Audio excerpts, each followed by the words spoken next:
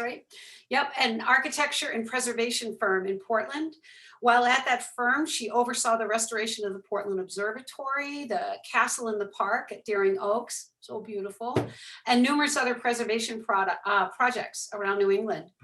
Julie's a Maine native, and she was drawn to preservation field as an extension of her support for environmental conservation. She's been involved with Greater Portland Landmarks since '96, and first as a docent and a member of the Board of Trustees and Chair of Public Issues Committee. And again, we're just thrilled. We really love this. People really love the history. So I'm going to just hand it to you, Julie.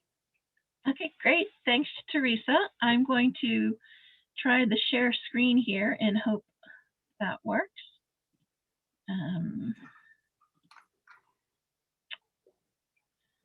Is the screen up? Mm-hmm. Excellent, wonderful. Okay. So thank you very much for having me back. I love Woodford's Corner and the Friends of Woodford's Corner. Uh-oh, let's make sure this is going to work here. Okay, all right. So I'm going to start off talking a little bit about the history of the neighborhood, and then a lot of the images that I'm going to show you are a historic image compared with a new image, thus the then and now. The land where Woodford's Corner is located was settled on the traditional territory of the Wabanaki Confederacy. The area around Casco Bay was called Okusco. The ancestors of the current tribes who comprised the Wabanaki Confederacy, the Penobscot, the Passamaquoddy, the Maliseet, and the Micmac peoples stewarded this land for generations, hunting, fishing, and farming before European settlement began in the early 1600s. In the early settlement and colonial period, the area was known as Casco. Then in 1718, the large area that you see on the map was incorporated by the Commonwealth of Massachusetts as the town of Falmouth. In 1814, the location of Woodford's Corner was part of an area of Falmouth that was set off as Westbrook. And then from 1814 to 1871, it was part of the city of Westbrook. The area of Westbrook closer to Portland had really more in common with Portland than the mill area along the Penobscot River in what we now know as downtown Westbrook. And so that area split off from Westbrook in 1871 to form the town, later the city of Deering. Then in 1899, Portland annexed the city of Deering, much against the residents of Deering's wishes, to include that area that we now know as Deering into the city of Portland. In the very early years of European settlement, most of the residents lived on the peninsula. This is a map from around the period of 1776, and you can see on the peninsula of Portland where the blue line is, that's about the area of India Street today. Much of the development was just downtown in the middle of the neck. There was, however, some residences out around Back Cove, mostly located along a road that connected the peninsula to Falmouth and points beyond, and that road roughly follows what we now know as Forest Avenue and Ocean Avenue.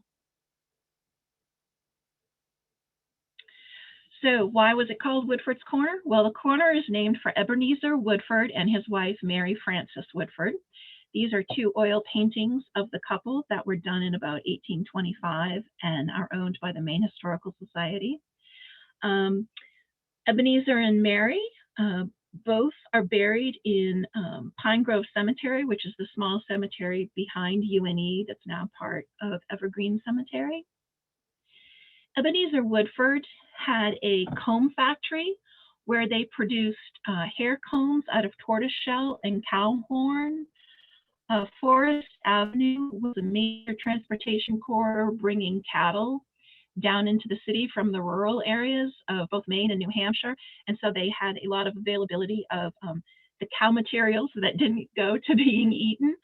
So they used some of those in their factory.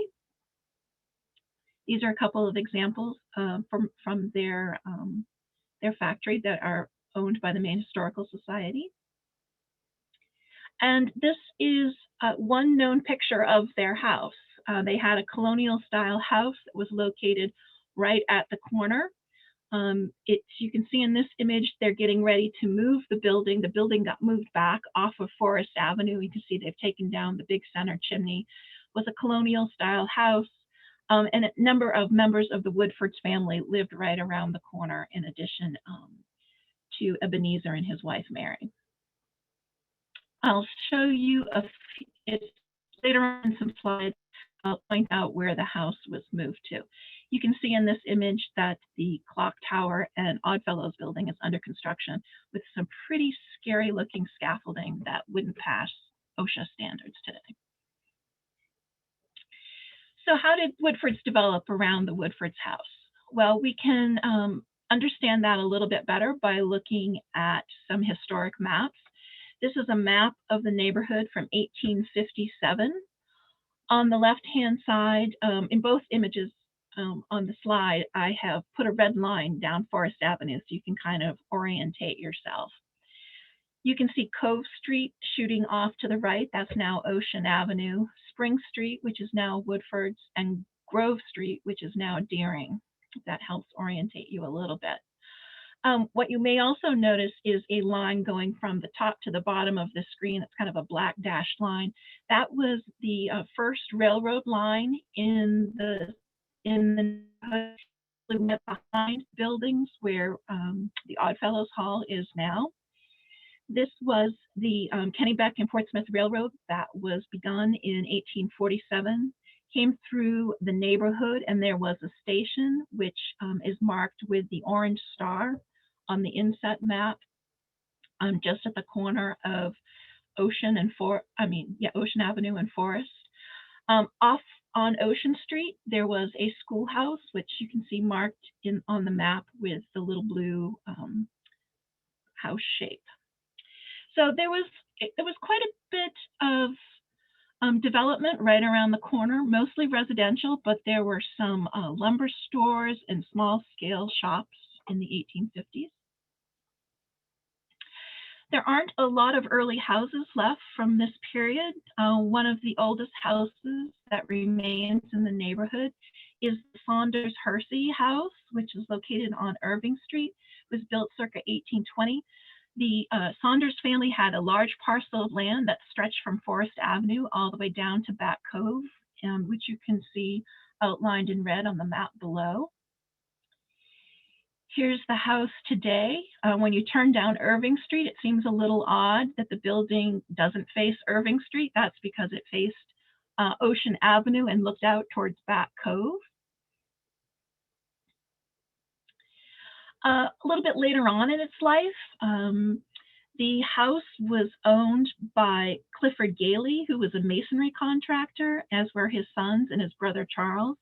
Their company supplied artificial stone and concrete blocks. A lot of the concrete blocks that may have been used in the 1920s and 1930s as foundations in the neighborhood. The company operated out of a converted barn that still exists at the rear of the dwelling. In addition, the family built a 7-bay garage, which you see at the bottom of the screen, which they rented out as automobile garages to their neighbors. One of the major forces in the mid-19th century development of Woodford's Corner was the introduction of the trolley system. The trolley system extended from downtown Portland to Woodford's Corner in 1864. The trolley came down Forest Avenue, came through the corner, then turned onto Pleasant Street out towards Stevens Avenue, and then at Stevens Avenue, it headed down towards Morrow's Corner. The first trolleys were horse-drawn, and then they were eventually electrified in 1891. The trolley system was important because it allowed for a less expensive and faster means of transportation to the downtown for shopping and for jobs, and really facilitated growth along the trolleys. The line was, though a line was extended from Woodford's Corner out Woodford Street to Rosemont in 1897, and then extended from Woodford's to Morrow's Corner along Forest Avenue in 1911. Within a decade of the trolley, we can start to see some changes happening at the corner. This is a map from 1871, and this is the north half of the corner. And we can see In the center of the screen, there's a green area, which is a new schoolhouse that was built on Ocean Avenue right next to the Saunders estate. There are also a couple of churches. We have the Methodist Episcopal Church on Pleasant Street, and then the Congregational Church on Woodford Street.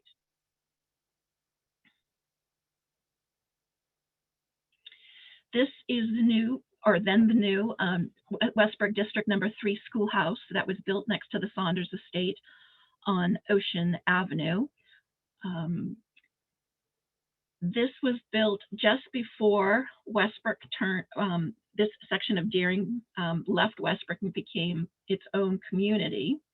So the school was initially built for Westbrook.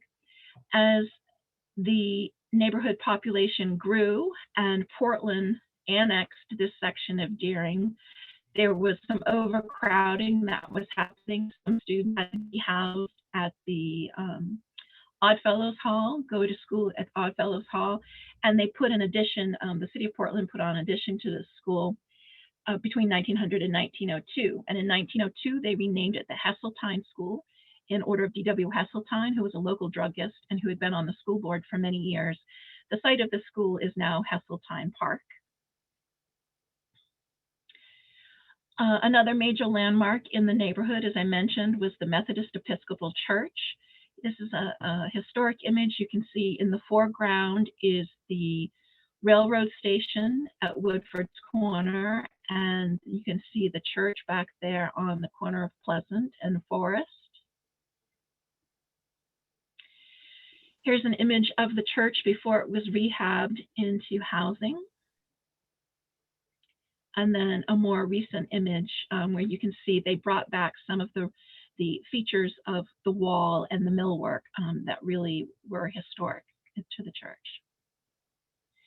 The church was in part paid for by Dr. Eliphalet Clark, who lived on Pleasant Avenue. He was a doctor, but he was also a real estate developer in Portland. He owned a great deal of property on Pleasant Avenue. He was also a director of the Portland and Forest Avenue Railroad Company that ran the trolley system. So one of the reasons the trolley system went down Pleasant Avenue was because Dr. Clark wanted to subdivide his land and to sell it off, and having that trolley go right by through your land was really made it much more developable. He also was a partner in developing on the northern half of Munjoy Hill with a gentleman named Moses Goulds. So he was very involved not only in developing Deering, but also doing development in downtown Portland. His house later became the female orphan asylum for a couple of decades in the first half of the 20th century. And here's a more recent image of his house today. Another church in the neighborhood was the Congregational Church. This 1871 church was built on the north side of Woodford Street and was designed by noted Portland architect Francis Bassett. In the 1950s, the congregation purchased land on the other side of Woodford Street and built a church designed by Arlen Durham. South of Woodford's corner were 4 major estates that extended from Forest Avenue to Back Cove, owned by the Sparrow, Coyle, Ricker, and Gould families. The Sparrow family was the first to subdivide their estate for development and owned several houses built in the Gothic Revival style Portland in the 1850s. This was the William Sparrow House, built in 1852. And this is a more recent photo of the Sparrow House. This is near Mr. Bagel. And I'll just point out that many of these early photos that I'm showing you are from the 1924 tax assessors. In 1924, the City of Portland tax assessor took a photograph of every income producing property in the city. It's a great collection, a great historic resource.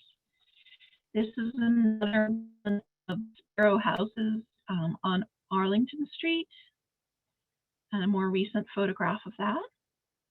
And then another Sparrow cottage, this one on Arlington Place, and a more recent photo of that great little cottage. The next estate heading south towards into downtown was owned by Captain John B. Coyle. His house was built in 1858. It was a very large estate house. He was involved with the Portland Steam Packet Company, which was later known as the Eastern Steamship Company. I think many of you in the neighborhood probably have heard the term Coyle Park. It was his estate that was subdivided into Coyle Park in 1899. His house remained along Forest Avenue between Coyle and Belmont Streets in this area right here in the circle until the 1960s. The one part of the house that remains is the L of the house, the back L of the house, which was moved at the time of the subdivision of the property into one of the lots in the subdivision, and it's located at 57 Clifton Street. Yeah, sorry, my cat's about ready to jump. Yeah, keep going. The next estate down was initially owned by Warren Brown, but it's more locally well known as the Joseph Rickerhouse. It was built in 1855. Ricker was a tanner and a director with the Portland Street Railroad, or their trolley system. On this 1924 image from the city of Portland, you can see the KKK that's written across the image. And that's because this house was purchased in 1923 by the Portland chapter of the Ku Klux Klan. They owned it until the auditorium in the back, which they built, burned in 1924. The estate was then later purchased and subdivided, and between 1927 and 1930, when the Ricker Park apartments were built, as well as the car dealerships that front onto Forest Avenue were constructed. The next estate down, as you're heading into Portland, was known as Oakland. It was initially the home of W.E. Gould, but it was later and for a long time owned by several generations of the William Brown family. The Brown family owned Berlin Mills, which was a large lumber and paper company with mills in Berlin, New Hampshire. They owned a great amount of forest land in New Hampshire as well. And they also owned the Berlin Wharf in Portland, as well as a lumber yard in Portland. The site of this house and the barn that you can see here from the 1924 tax photos was redeveloped in the 1940s for Forest Park, which was a housing development initially for World War II shipyard workers, working in South Portland. And then the front half of the property, which you can see here, the Forest Park apartments would be up at the top of the screen in the area that's undeveloped towards Back Cove. And then in the front along Forest Avenue was an A&P grocery store that was here between 1938 and 1961, a Howard Johnson's restaurant, and a gas station at the corner. The Gould estate today is occupied by the Forest Park apartment buildings, as well as our strip mall that we probably all know well. One of the other major forces behind the 19th century development in Deering was the Great Fire of 1866, which demolished most of downtown Portland and left 10,000 people homeless. During the rebuilding of Portland, much of the residential development that had been downtown and mixed in with all of the commercial buildings, residential buildings started to be built up on Bramhall Hill on the west end and Munjoy Hill on the east end. But a lot of people also moved out to Deering. One of the houses built right after the fire was this brick house built by Captain Chandler Ratcliffe on Deering Avenue. Ratcliffe owned a very large chunk of land that extended from Deering Avenue all the way back to Stevens Avenue, Ratcliffe Street, Revere Street. A number of these streets are all in land that he owned and eventually subdivided. This house would later be owned by the Wyman family, and I'll talk a little bit more about them in a few slides down. Here's a more recent picture of the Ratcliffe House, built 1866. On some of that land that the Radcliffe family subdivided is this property, which was owned by Joseph Ricker, built between 1869 and 1870. This is a large Italianate house that kind of sits up on the topmost point of the Deering Highlands Hill.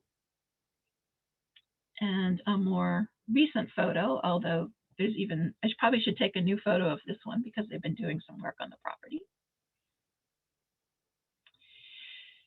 After the fire, what had been a fairly rural area has really developed, and we can see that in this 1886 image. It's called a bird's eye map of Deering.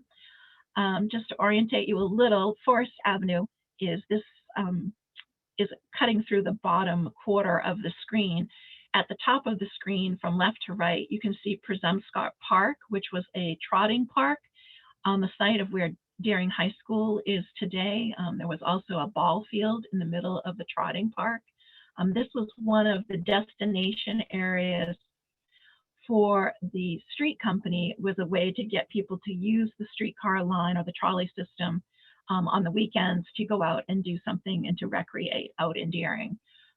In the middle, on the top of the screen, is Eastern Cemetery, and just in front of that, sort of towards the right of the screen, is Westbrook Seminary, which later became Westbrook College and is now part of UNE. If we zoom in on the corner from that same map, again in red is the Forest Avenue. You can see there's a much more development that has happened on Radcliffe's land, which is the land between Woodford's Corner, Forest Avenue, and Deering. You see some of the large houses that I was talking about on the bottom of the screen. There's the Coyle House and some of the Sparrow houses. I really love these maps. The way these maps were assembled were that they would send people out into the field to do sketches of all of the houses, and then they would assemble them back in the studios where they were making these kinds of maps. So for somebody like me who does a lot of research on houses, these drawings of houses are amazingly correct, so that when you're actually looking to research a property, you can kind of pick it out in a neighborhood because the detail that they put into these drawings is pretty amazing. The next series of photos that I'm going to go through, I'll go through fairly quickly. They're mostly before and after images. This first one is Forest Avenue from near today's railroad crossing on Forest Avenue, where Ocean Avenue cuts across, looking back towards the actual corner. This is before the construction of the Oddfellows block or the Chapman building, which is that Flatiron building across the street from the Oddfellows. This is an image of a drugstore and a little cafe or lunch counter shop called Woodford's Rathskeller at 669 Forest. Later became Hull's Drugstore. And I love this image because there's a telephone booth. No, we never see telephone booths anymore. Younger kids won't know what those are very soon. And then a more recent image of the property. It was Beau Smith Florist for a long time, and now it's nail salon and spa. You can see the drugstore building still pretty visible on the left-hand side, but the little lunch counter building kind of got subsumed into this addition that happened on the building. In 1897, the Oddfellows built the Oddfellows block. It was designed, or its attribution is to Francis Fassett, who was one of the most prolific and well-known architects in Portland, practicing at that time. The building was primarily intended for the use of the Oddfellows. It was also home to the Masons. It was, for a while, the town offices for the city of Portland. As I mentioned, it became a classroom building and from the Ocean Avenue or Heseltine School, and it's also, had its commercial and office uses over the period of time. Here's a little bit later image of the building, and if you look just to the left of that leftmost telephone pole, you can see a corner of the Woodfords house that had been moved back from the street. This is 1924. And then, of course, a more modern view of the new park in front of the Oddfellows Hall. This we know is a photo from around 1897 because Oddfellows Hall is under construction here to the left. And if you look across the street, you see there is that Flatiron building that we know today is not there. There were these small scale wood frame buildings at the corner there. And then in 1960 was built and located on the corner. This is a really lovely image from the Press Herald archives. You can see to the back there the fire station, which is now the bakery building.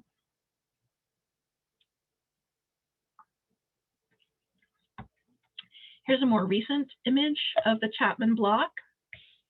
It was built for Albion Chapman and his partner George Wyman, who had an apothecary shop across the street, which I'll show you in a minute, before they moved into this building. The building also housed offices for a number of businesses, including the Deering Loan and Building Association, which was very active in building residential properties in Deering. And then in 1967, the upper floors of the Chapman block changed from office uses to apartments. This was originally the Chapman and Wyman Apothecary shop right across the street where Dunkin' Donuts is now. Wyman is the gentleman who ended up buying the Radcliffe, the brick house on Deering Avenue. So he had a pretty short walk to work for many years. And you can see the trolley to the right going out Woodfords.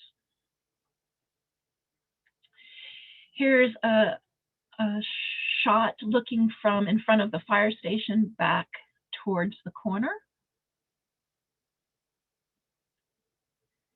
And then a more modern image with Big Sky Bakery.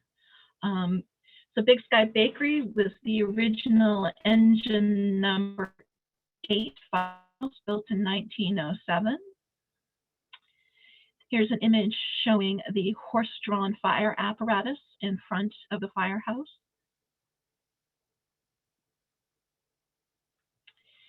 This is an image on Woodford Street looking back towards the corner. The building in the background is the Congregational Church that was designed by Fassett. And into the front, you see this small Gothic Revival cottage with lots of great detail. Here's that cottage is in 1924. This was the G.R. Davis house, built about 1850. And here's a more recent image today. The form is still there. It's lost some of its detail, but it still has that one spire in the dormer on the left of the image.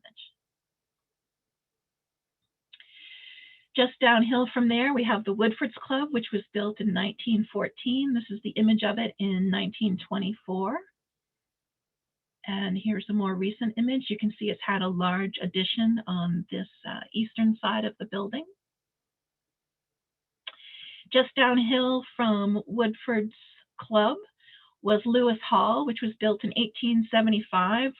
Deering Town offices were located here. It was also used as a fire station for about 20 years.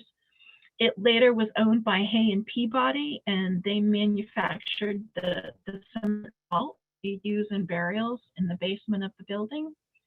This is the building today, or on a much sunnier, warmer day than today. Across the street was the Rocky Hill Lodge, built about 1890. There was a meeting hall upstairs and commercial space downstairs. And here is a more recent picture of that building.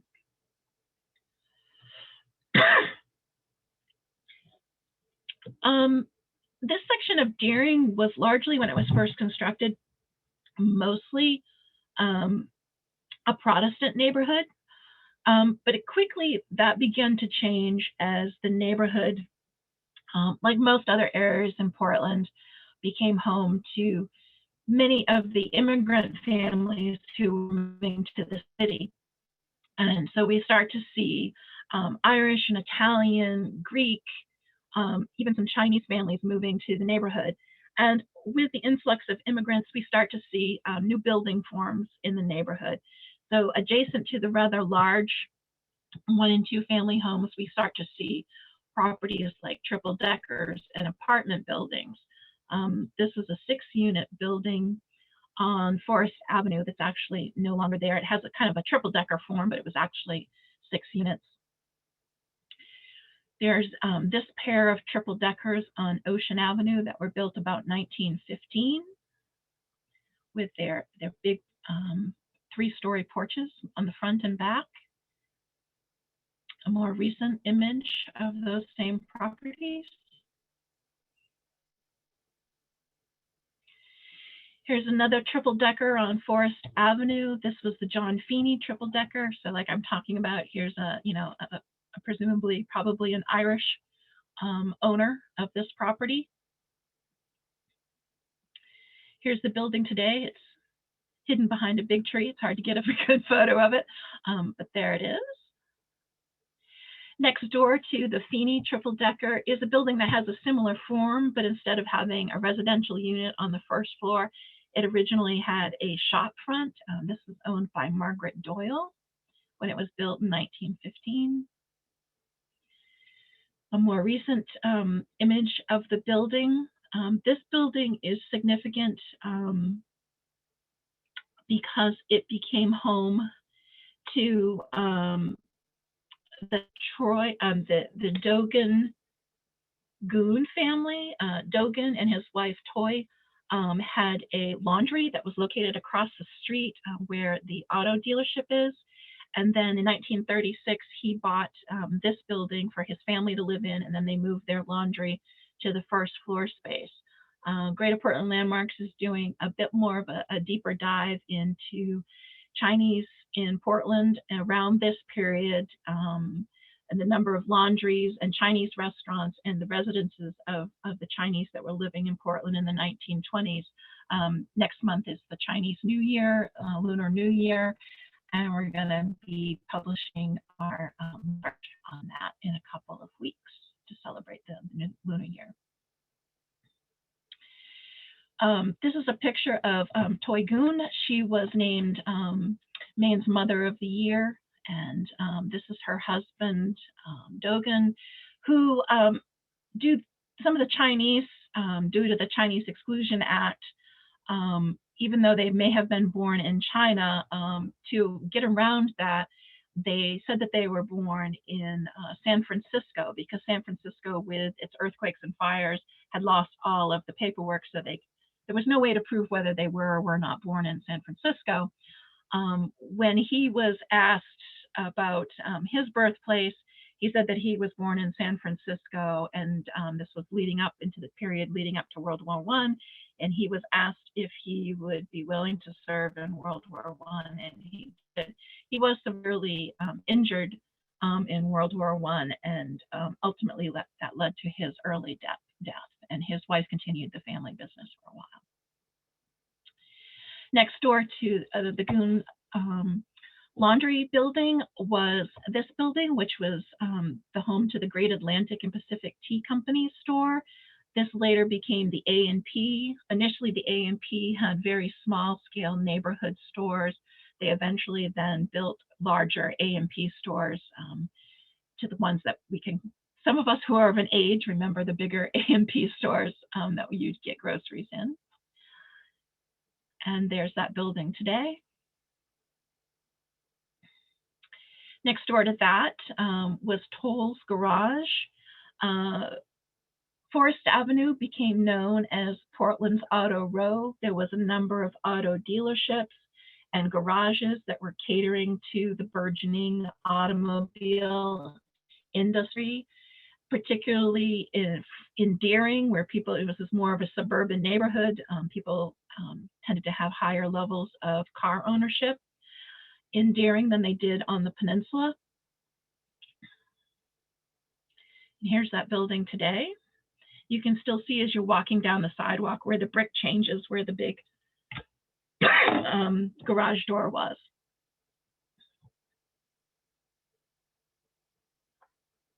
Excuse me. Across the street was the Darling Kidder Motor Car Company, which was built in 1917. This was an auto dealership, and so it had the big display windows that you could put the automobiles into. Here's a more recent image of that building, which is now the gallery. And to cater to car culture, we start to see more gas stations in the neighborhood. This was the Standard Oil Station, which is built on the site of where the old KFC building would have been. So you can see some of those houses in the back of this picture headed down towards Back Cove. This is a gas station, a Gulf station that was on the site of where the old Rite Aid building is, at the corner of Ocean and Forest Avenue. You can see on the far right, there's still a trolley system headed out Ocean. And this is a service station at the corner of Saunders Street in that area, now occupied by, well, it was occupied by the Liberty Tax Company and Valley Chinese. And another garage and service and filling station back at the corner at 634 Forest Avenue. You can see in this image, there was the 2-bay garage as well as a canopy that came out over where the gas tanks were. The building, of course, is still there. You can see the 2 bays of the garage, but the canopy has been infilled for office space. This is a great image of the corner from the 1950s in the Portland Press Herald archives. You can really see a lot of the buildings, not too many trees in the neighborhood. I think one of the things that's interesting to me about this is the parking in front of the Oddfellows Hall and all of those businesses along Forest Avenue. You can see the perpendicular or diagonal parking there that really gave more parking for those businesses that were in those various buildings right along there. This is the corner of Woodford Street and Forest Avenue. Was at one time a grocery store, then became home to Valley's Restaurant. And you can see in the distance there, there's a cinema just beyond Valley's. Here's a bit of a better image of the cinema. And another image showing a couple of the stores that were in the storefronts there.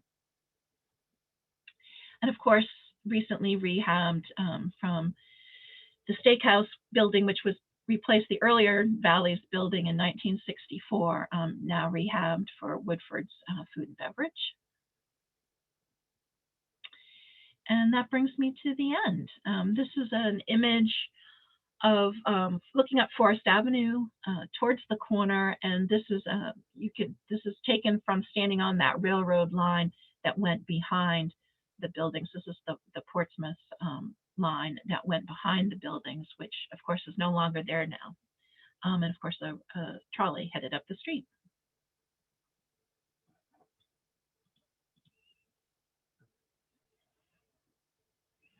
Okay. Wow, Julie, thank you. And let's do questions if people want questions. We were saying just for ease, because we really can't see there's only 25 spaces at a time on the screen for us. So if you want to go ahead and raise your hand, which is, if you look at the bottom of your screen, where reactions, you can hit raise your hand, and then we'll just see your name on the side and we can call on you and unmute you. There we go. Erin, yeah, go ahead. Hi, I just wondered, when did the trolleys get taken out, or when did they start getting taken out? So the trolley line on Pleasant Street was ripped up in the 1930s. The trolley system stopped shortly thereafter, running the cars. There are still some rails on Stevens Avenue. However, you can see them in some places where the pavement has come up. They were replaced with buses, and if you go back and you look at the map of the early trolley system, it follows in large part the bus routes that we have today.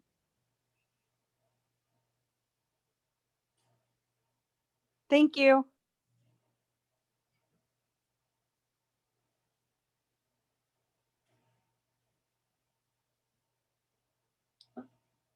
Go ahead, Nathan. You got a question? Yeah, hi. When you mentioned the kind of periods of transition in the neighborhood, at the time when a lot of the triple deckers were first being introduced into the neighborhood, was there significant resistance to that? I mean, I assume there was, just if nothing else, because of the class lines, but was there even a mechanism that could have been prevented at the time? Well, there was a lot going on in that period because, as I mentioned, Portland annexed Deering. And in large part, that was because those who could afford to had moved to Deering. There was a difference between liberal versus conservative. And so that was part of the landscape in trying to bring those people who'd moved to Deering back into the political system in Portland, which was one of the reasons for annexation, not just to get the land. So there was a lot of classism. As I mentioned, the KKK, there was, a rise, which they were obviously opposed to African Americans. Largely, a lot of their work in Maine was anti-Catholic and anti-immigrant at the time. So all of that was going on. But a lot of the developers who were subdividing the land and building on speculation, a lot of the properties that were built up in the residential neighborhoods off Forest Avenue, they were being done by the same developers. And as they couldn't sell, or the market changed and they didn't need these large Victorian houses, they started to build large Victorian houses that were actually 2 units, but they fit into the neighborhood. And then they started to build the apartment buildings and triple deckers. So it was kind of a natural evolution of the neighborhood that was largely market driven. And there was no zoning really at the time. The developers were actually doing the zoning themselves. When you go back into some of the deeds for some of the neighborhoods, they were writing early zoning into the neighborhoods, like you had to have a setback, or you could only have this kind of use in the neighborhood. They were very, very specific about the kinds of housing they wanted in the neighborhoods they were developing.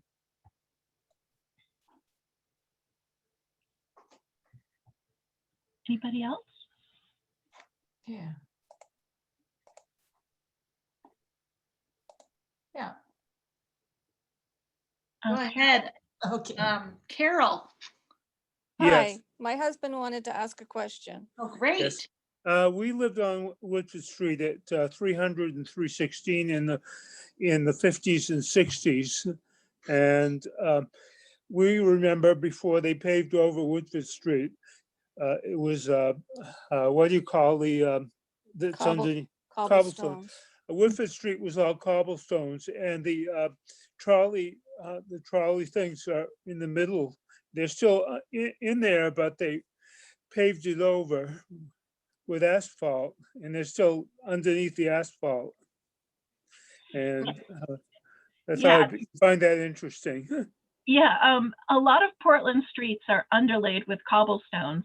Our office is on High and Spring, and when they dug up High Street 2 years ago, there were 2 layers of cobbles underneath there supporting the street. So Portland has a lot of cobbles if it needs them for a project. Yes. Thank you. Thank you. And those cobbles came from ballast in the ships. That's where they came from. Some did. A lot were cut and brought into the city. Yeah.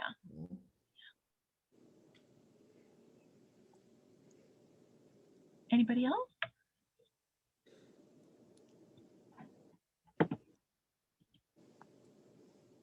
Well, Yes, I did have a question, but I can't get myself organized to do the signs, etc. The Woodfords area really was an extraordinary neighborhood. You had a hospital across from Woodford's church. You had all of those businesses at Woodford's Corner, post offices, and I think there was a post office there, but the movie house, and when I moved here in 1981, there was a 5 and Dime. Yeah. Also, and then the drugstore that you mentioned, and hardware, and a wonderful little store called, oh, I'm not sure I remember what it was. It was a little department store where Katie, Caters. Caters, right? Okay, good. Because I was going to say Carter's, because they sold Carter baby clothes, and as well as metal buckled galoshes. It really was, I mean, you didn't need to go to Portland, to the city. So it was an interesting place. Mhm. Yeah. Yes. Is it difficult to get a copy of the map you had with the old trolley lines? Because obviously, even if you didn't need to go to Portland at the time, it was much better connected in terms of public transportation than what we see today. And it would be a nice model to look at for small bus services. I'd love to see a electric trolley system back in place, but that's probably not in my lifetime. But you know, just to get a sense of how better to connect things than we have and actually see today. Sure. Well, I'll let you in on a couple of places that are great images, and that particular image is available on a web page. If you're on Facebook, it's a group called Portland History 1786 to the Present. They probably have over 5,000 images on that site. They're mostly, you know, it's driven by people who donate photographs in large part, although the moderators add a lot of photographs. And they do it by album. So there's an album on Deering, and it's a great place if you want to lose a couple of hours just looking at all of the images. They also have an album that's maps, and I believe, or there's also one on trolleys and streetcars. So it's either in the maps one or in the trolleys and streetcars album. Also, Bill Barry at Maine Historical has written a book on Deering. I haven't looked at it recently, but I wonder if some of the maps and things might be in there, and the book would be for sale, I assume, at Maine Historical's. Right. Yeah. There it is. It's not coming up because it doesn't recognize it as me, but there, I guess I have to be in it. So it's also available on our website at Greater Portland Landmark. Oh, good. Yeah. Good. It's still in print. That's great. Still in print, yeah. So we've got a question from Scott. You're Scott Hansen? Yes, I just wanted to mention that several years ago, Greater Portland Landmarks commissioned a historic context report for Forest Avenue and Stevens Avenue that really, in a lot more detail, lays out the development history of the neighborhood and how the various transportation systems over time contributed to the growth and development. And I believe, Julie, you guys can provide that as a PDF to people.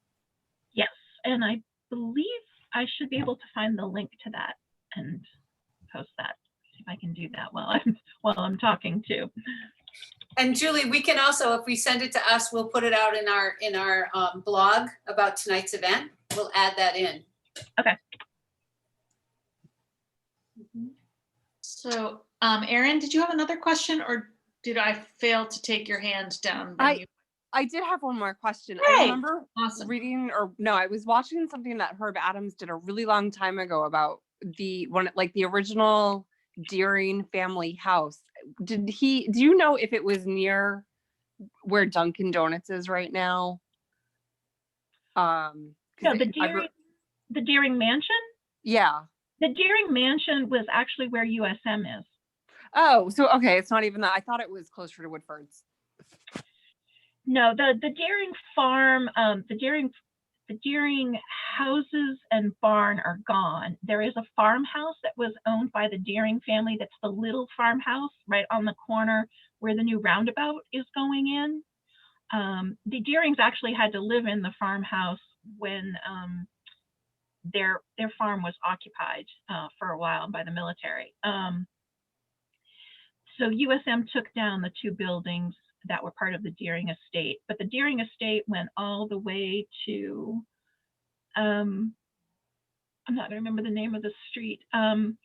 There's a little park in the Oakdale neighborhood.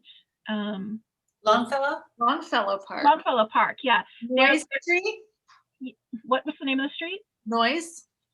Yeah, Noise. just beyond Noise. It went to Noise Street, where the where the railroad tracks are now, up through there, and it extended over towards St. John. So and then all of Deering Oaks.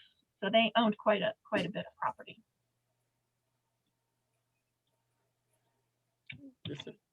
He needs to unmute Rod. Oops.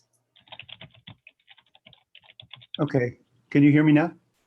Yeah. Oh, good.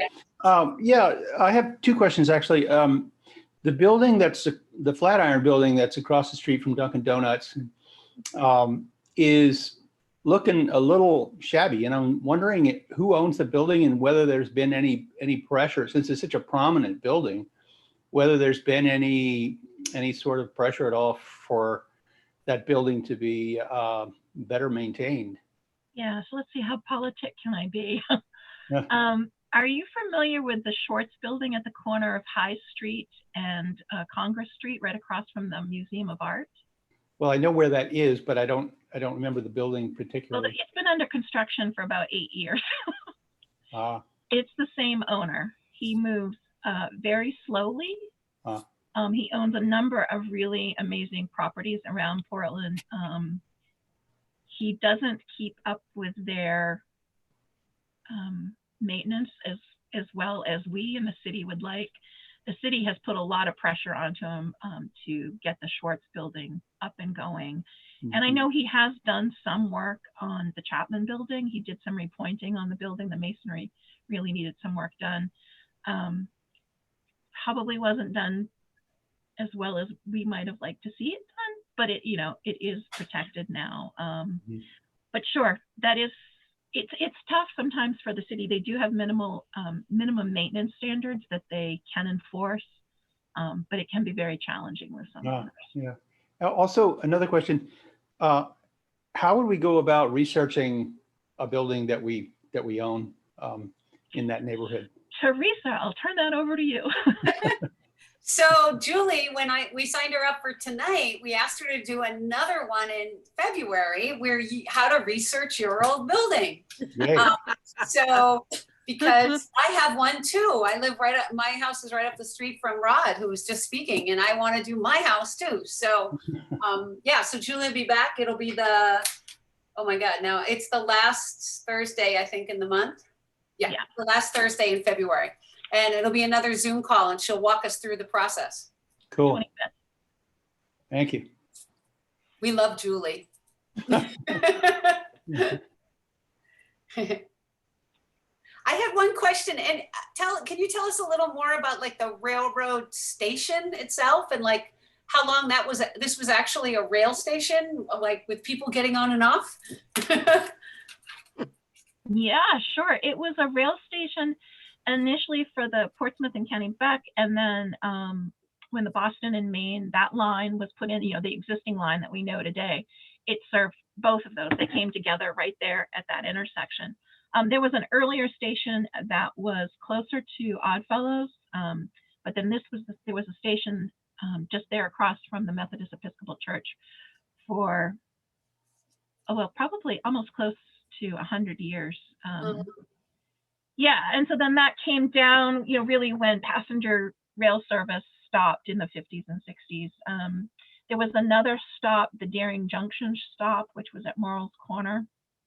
And that train station lasted even longer in terms of at least being there and being present, but that has been demolished as well.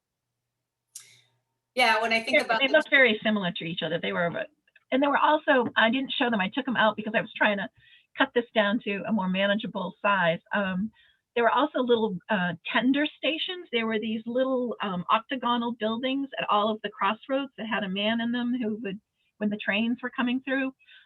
There are some of those at one of the, I can't remember if it's at Owl's Head. There's one of the tender buildings is at one of the museums here in Maine. It's really interesting how many of them, because when I think about like St. John Street and the big train station, that these were interesting architectural buildings, and like none of them really exist around here anymore. No, I mean, the railroad really divested themselves of property. I mean, they even divested themselves of Union Station, so they weren't. Right. I mean, I think that's one of the things that people misunderstand. It was not the city of Portland that tore down Union Station, it was the railroad. You know, the city didn't really have control over that. So.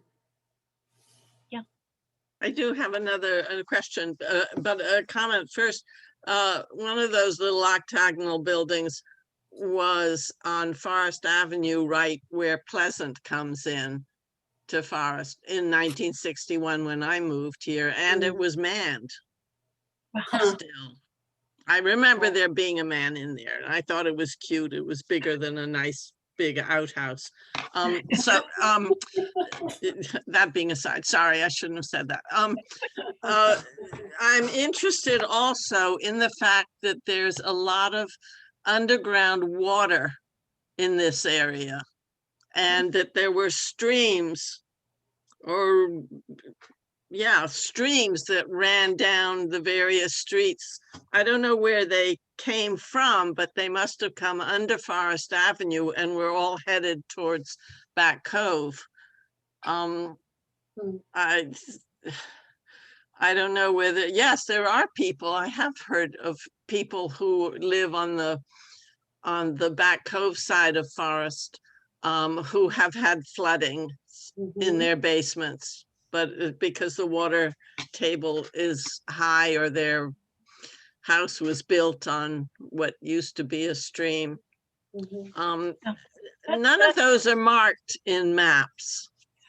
And I've only just remembered as we were talking about them, but yeah, any I comments? think if you go back and maybe look at some very early maps before, say, 1900, you may be able to see some of those. Particularly, there are historic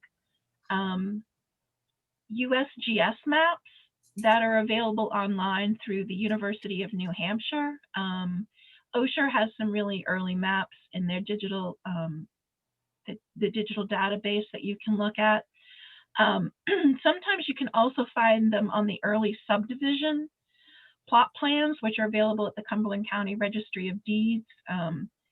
We were doing some research in the last couple of years in Ferry Village in South Portland, and that's a common issue over there. They have people who, during high tides and storms, whose basements flood, and it's because there's an old brook that was capped over when they filled in for the shipyard, and so there's some low-lying area that was filled in, and that's causing some problems. And we were able to find that brook on some old subdivision maps and map where it went, and sure enough, that's where folks are having problems. So Yeah, That's interesting. thank you.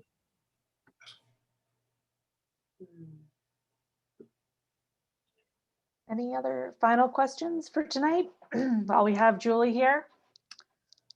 if not, you can save them up and ask me next month too. Exactly. Yes. So we hope you'll join us in February. I would just say, if you're interested in learning more, I know that there's a bit of a history on the Friends of Woodford's Corner website. We also have a page on our website for Woodford's Corner, and there's a walking tour that we did a year or two ago now, Teresa, for you. Yep. And that's a digital. It's done on Google Maps, so you can go in and there are images associated with each spot on the map and a little bit of a history. So if you're looking for a walking tour where you don't have to walk in the cold and snow, you can do it from the comfort of your computer.